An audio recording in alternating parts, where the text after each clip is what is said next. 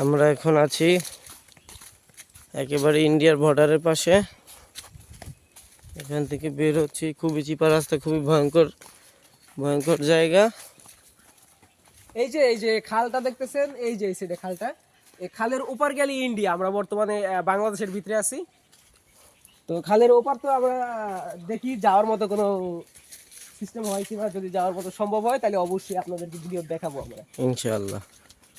আর এখন এই যে দেখেন অবস্থা, খুবই ভয়ানক জায়গা। ওর হাতে যে ডালটা দেখতে পাচ্ছেন, এই ডালটা এক ফকির বাবা দিয়েছে। এটার সাথে থাকলে এই জঙ্গলে কিচ্ছুই হবে না।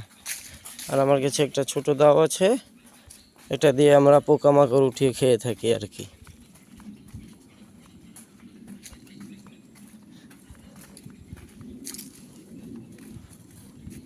খুবই চমৎকার চমৎকার ফল গাছ দেখতে পাচ্ছেন, কিন্তু এগুলো খুবই বিষাক্ত।